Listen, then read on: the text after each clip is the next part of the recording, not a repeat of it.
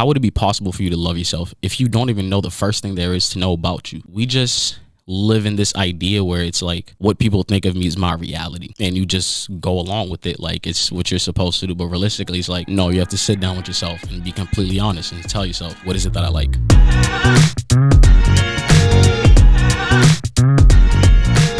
Hello, my name is Chance, and you are listening to my podcast, A Chance to Strive. The name of this episode is How to Love Yourself.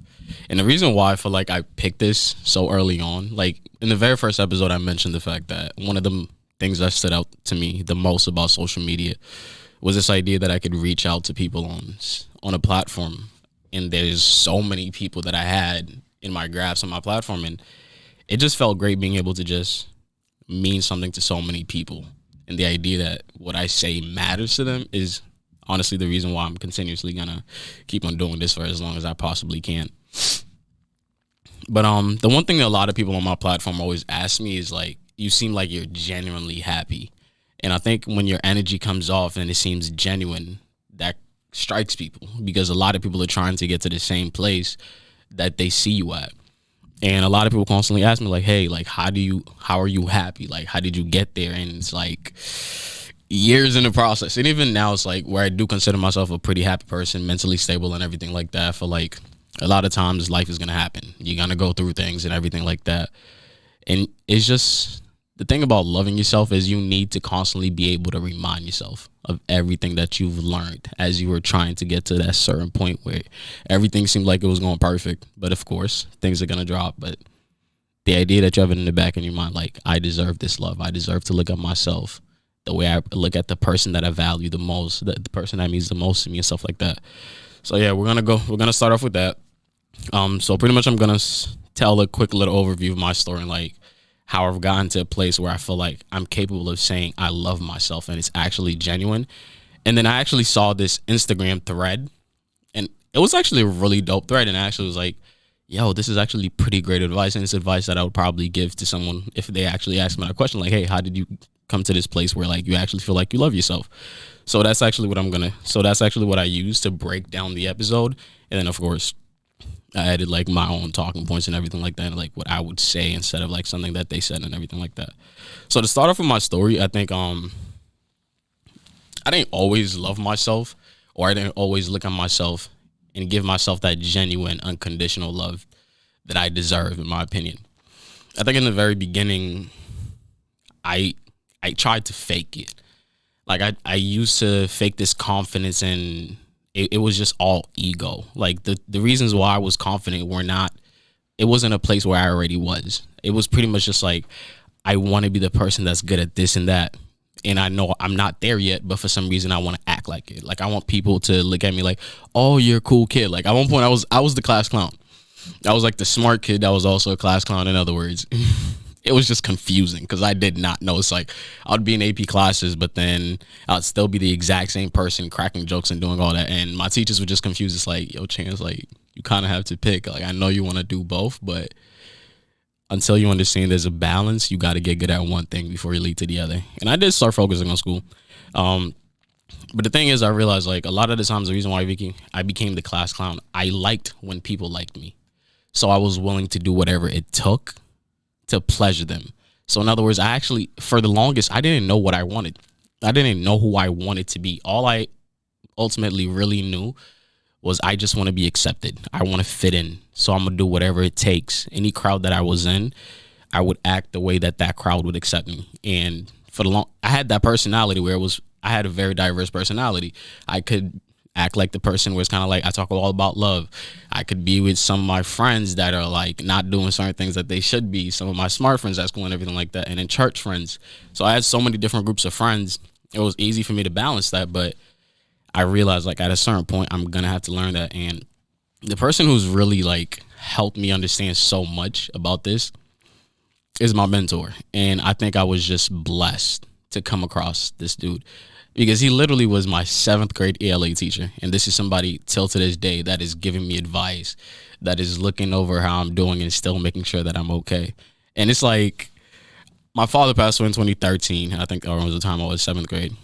And right when I started having his class, he kind of like, I don't know what he saw in me, but he just saw this amount of potential in me. He kind of wanted to just get me to a point where I was actually taking advantage of my potential and not wasting it. Because honestly, if it wasn't for him, I would have not turned out to be the person that I am today. And I tell him this every single time, because it's like, I feel like people who really mean a lot to you and who dedicate a lot of energy towards you, they deserve to constantly be reminded about how much you value them. Because I feel like a lot of the times we forget to actually prioritize people and actually like, oh no, I feel like they should know this already.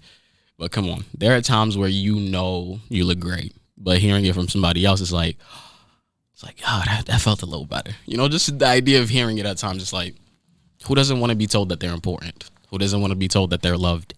So I constantly would make sure that I tell him these things to him. How much he taught me, like, my maturity was just all on him. The reason why a lot of people was like, hey, how are you so mature at your age? It's like, I had somebody that went through so many different things, right?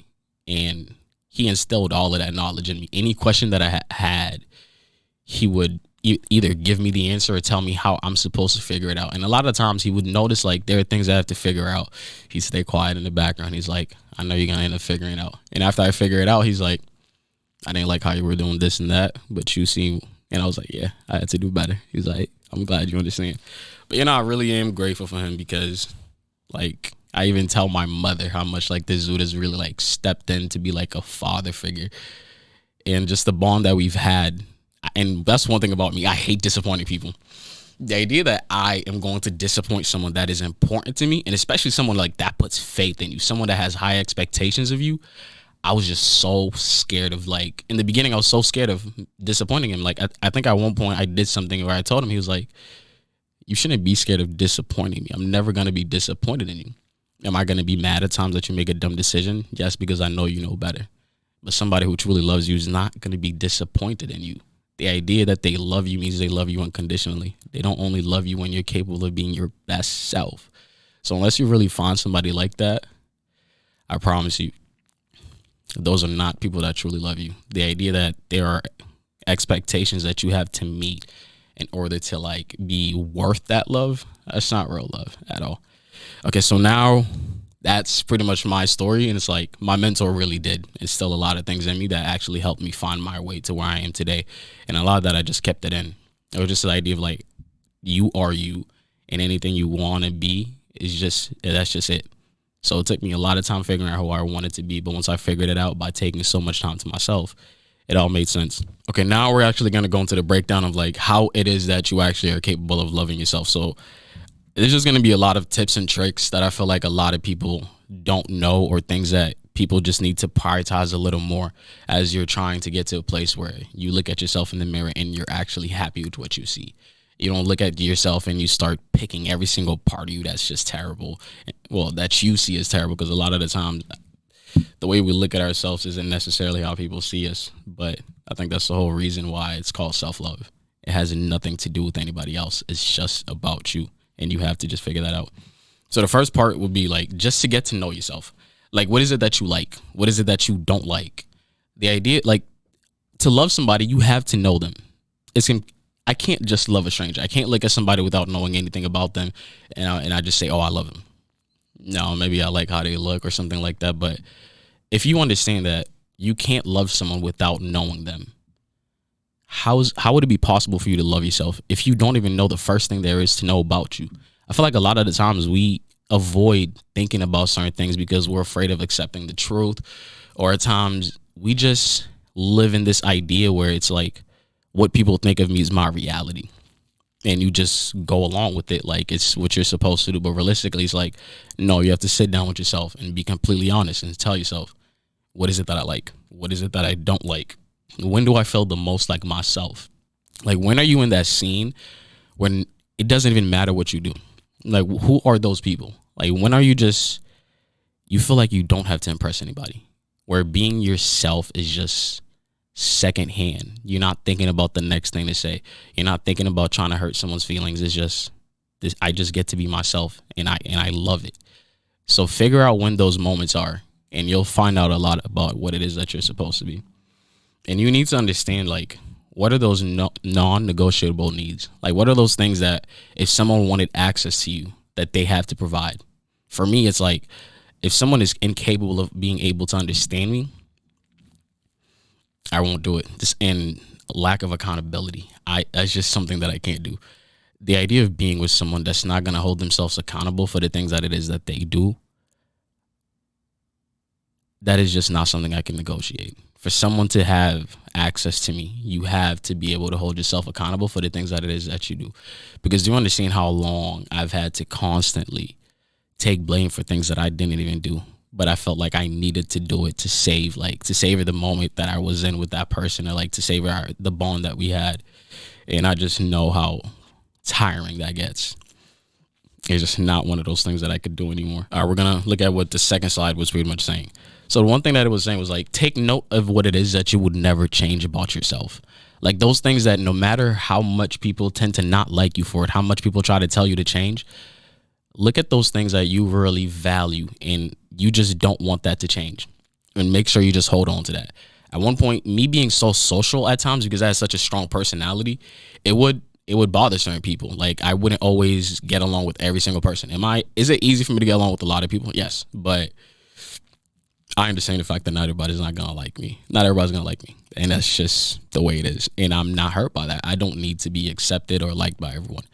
But the thing is, coming across certain people while you're not so confident in who it is that you are as a person will make you start changing those very things that you love about yourself. I remember, like I said, I am a very big personality and I'm very social, so I'm going to talk a lot. But there were certain places where I felt like the things that I was saying wasn't accepted by the people around me, so I would actually take a step back and I'd pretty much get a little quieter.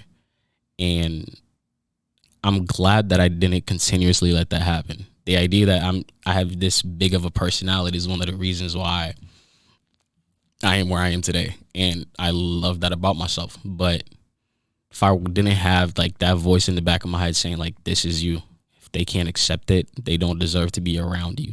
If I didn't have that voice telling me that, I know I would have let that change about myself, and I would have regretted it, because it's hard to go back to the person you used to be. So I'm glad I didn't lose sight of something that meant so much to me.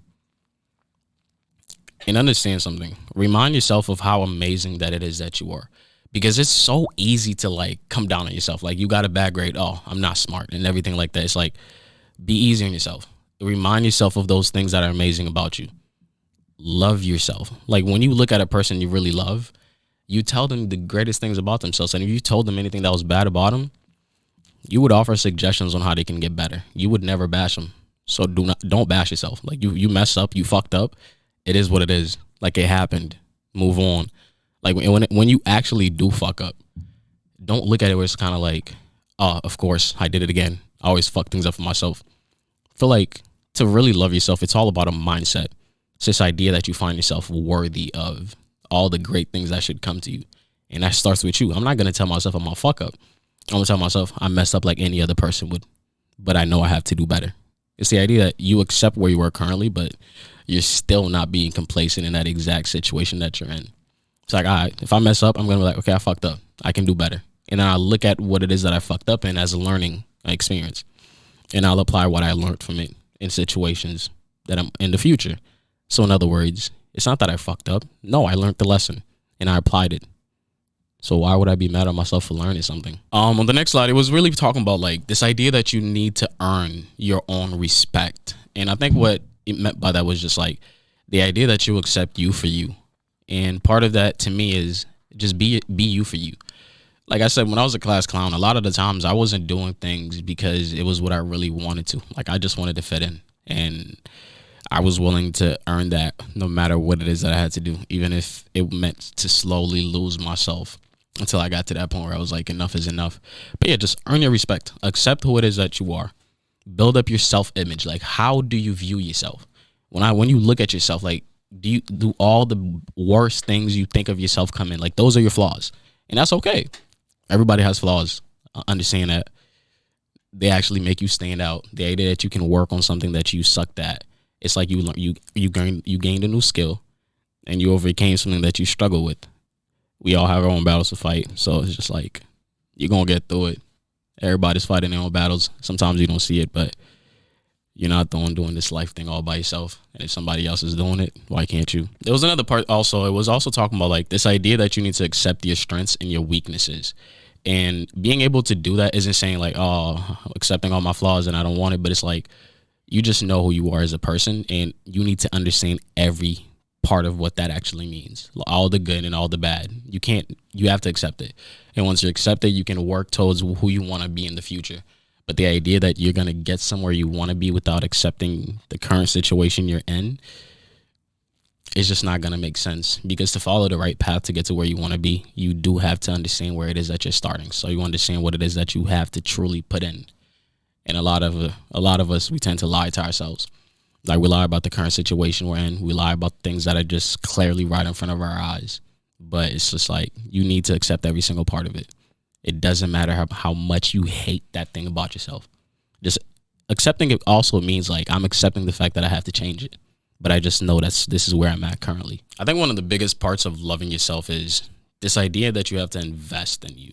Like you have to be willing to do things that doesn't necessarily seem fun to prioritize yourself. Because when you think about it, how often are you willing to make sacrifices for people around you? Constantly, because you love them. And you understand the fact that you're willing to do anything for their happiness or fulfill what it is that they need. You have to be able to look at yourself the exact same way. I think at one point when you are trying to love yourself, you need to like, in my opinion, it's kind of like, you just need to have this idea where it's like, all right, close my eyes. What does it look like for me to be loved? Like, what's your definition of self-love?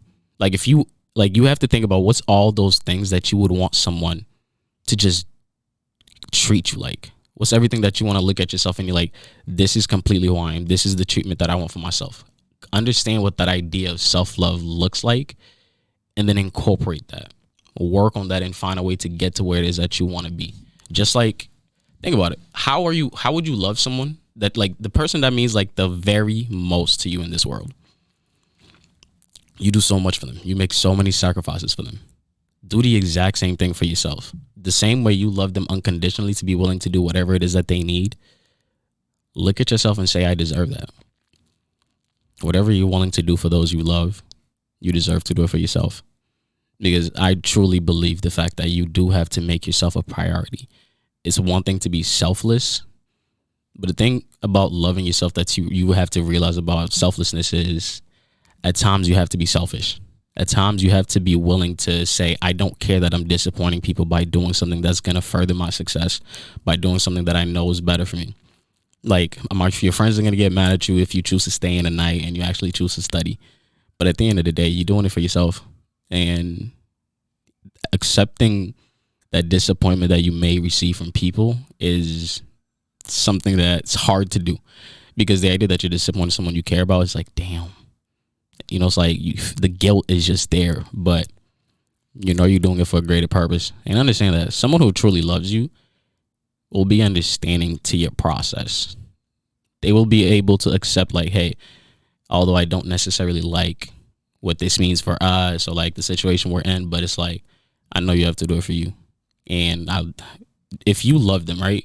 Like you love that person, you would be okay with them doing that. So why wouldn't they be okay with you doing it? I think one thing about loving yourself is you need to learn to be entitled, like this idea that you are entitled to your emotions. I feel like it doesn't matter who you are, like a man, man or woman. It's like a lot of the times people make you feel guilty for the fact that you feel a certain way. Like people will pretty much try to manipulate you into thinking like, why is it that you're doing this? Why is it that you feel this way? I feel like a lot of people don't understand how to prioritize somebody's emotions. So a lot of the times you don't feel entitled to your emotions. I know so many people that's been like in relationships where it's kind of like they're mad about something. And instead of the person worrying about that person's emotions, the fact that, oh, like your emotions are affected. That's my priority. That's what I should care for. People will go into it where it's kind of like, oh, you shouldn't be mad about this. And then you feel like, damn, am I sad for no reason? Like, you need to understand, like, you're entitled to your emotions. Every single bit of them. And for me, I think like a lot of the times I was like, me being a guy, it's expected for me like the norm is that, oh, I don't really want to talk about things when I get mad. If something happens, I'm probably going to blow off. I'm going to get angry. But I was never that person. I was that person where it's kind of like, a lot of my friends would be like, yo, like, sometimes you're like the bitch in the relationships. And the reason why I say it's kind of like, I'm the person that always wants to talk. Like I want to do a lot of those things where it's kind of like people expect them to come from a woman, and there would be times where I'm like, people would make me feel guilty, like people I'm with or like even friends, not even just in a relationship manner. People would make me feel guilty for like feeling a certain way at times where it's kind of like, oh, you shouldn't be feeling this way. And I'm like, oh shit, like you might be right. But then it's like, no, my emotions were affected for a reason. It didn't just happen. I don't like, who likes to be hurt? Some people get hurt a little often and we make very bad decisions, but I don't think anybody goes in a situation like, oh, I'm gonna get my heart broken. Like I'm looking forward to that. My feelings are gonna be hurt. I like that. I don't think people do that. But this idea that you start feeling like people just feel like, oh, you just all constantly want to overreact and stuff like that, it's just something you got to stay away from. Like you're entitled to your emotions. If you're feeling a certain way, you felt that way because that person made a decision. They affected your emotions. You're entitled to feel it. And this idea that you got to take blame or feel bad about it is just not some shit you should do, because it really just fucks up with you loving yourself. You start feeling like there's a part of yourself that needs accepting, and the fact that it's not being accepted means it's a flaw, when realistically it's just not. It's just part of who you are that somebody's not willing to accept. And no matter who that person is, if they're not capable of accepting part of you, every single part of you, they just don't deserve you. Okay, so that was pretty much what the thread actually had, and I formatted it in that exact way. But I realized, like, if I'm gonna do one of those episodes, towards the end, I should probably do like a little tips and tricks. And pretty much what I mean by that is kind of like, I'm just pretty much gonna say certain things that I feel like really helped me as I was trying to love myself, that I feel like maybe certain people don't know, or maybe it needs to be reemphasized so someone understands the actual value of it. The very first one was like, be the source of your own happiness. For me, I'm somebody I'm a people pleaser. Like I'm the person that constantly gives and I give and I give. And I realized that a lot of my happiness came from giving. And it's not a bad thing, but the thing that I realized was how, like, if I wanted to be the source of my own happiness, I don't want anybody to be included in that. The idea that I need to make somebody happy for me to be happy just means like I'm not content with what it is that I'm able to do for myself. So for me, like, I had to start being able to do things for myself, like that it didn't involve anybody else. Whether that was like I sit at home and I watch a show and I turn off my phone and I just have ice cream in my hand. Like that right there, I was the source of my own happiness. I didn't need anybody around me to make it happen. I was able to do something that meant I got to be able to protect myself. I got to just be in my own space. I feel like people don't value that enough. The idea of being able to do that for yourself, which is the reason why I feel like a lot of my friends, and at times I've even felt this exact way, like you'll be out with your friends and it's fun. It's great. But then the moment you're about to go back in, everything just hits you again and you're like, damn, I wish I was outside, because you needed those people around you, because you didn't know how to do what their presence meant by yourself. And I just feel like you really just got to take a good handle on that. And the moment you're able to make yourself happy, it also helps you limit your circle, because you don't feel like you need so many people around. When you're able to be happy by yourself, it's a scary thing, because you stop valuing certain people. And it's not a bad thing. It's like people you feel like don't deserve you. You don't give them that many chances, because you understand that you can find that happiness elsewhere. And if you can't find it anywhere else, you can do that for yourself. So you got that. But yeah, even me, like being someone who's super social, I just need time to myself. Like I need time where I'm like able to recoup all that energy that I just lost into giving to everybody. I realize like when I don't take that time for myself, I am so drained out. Like I have no energy to give people. And at times, like if I'm really drained out and I have not refilled my social media, at times I seem unapproachable, because I'm like, I don't want to entertain any conversation. Like I just don't have the time for it. So that's why, like, as much as I'm constantly around people, towards the end of the nights where I choose to stay up pretty late, I don't give a lot of people my attention. Like people will know I go to bed late, but around that time where it gets to like, if it's like 12 to like 2, 3 a.m., I don't like giving people my attention. It's just the idea like, nah, this is my me time, and I don't care what that person needs me for, because it's like, I know what I need for me. And if I don't get that, it just doesn't look good on me. Like it doesn't look good on me at all. And a lot of people are scared of having their own space, which is something that I noticed. But the thing is, being alone, like when you're by yourself, it shouldn't feel like you're being alone. Like it should feel peaceful.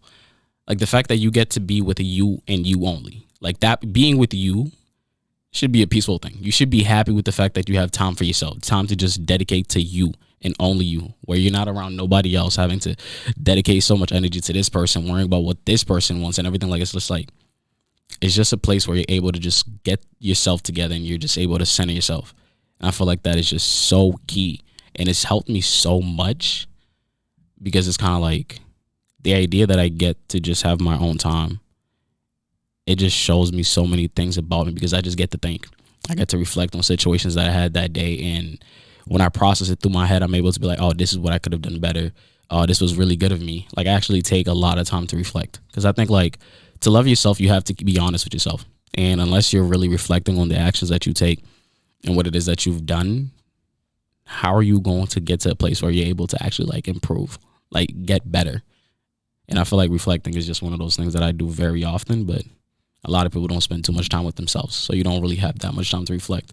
And I think a lot of people don't want to reflect because they don't want to accept the things that they've actually gone through or situations they've been in that they just probably want to push underneath the rug. But the thing is, no matter what you go through, no matter what emotions you're hiding, it always comes back out. So do it on your own terms.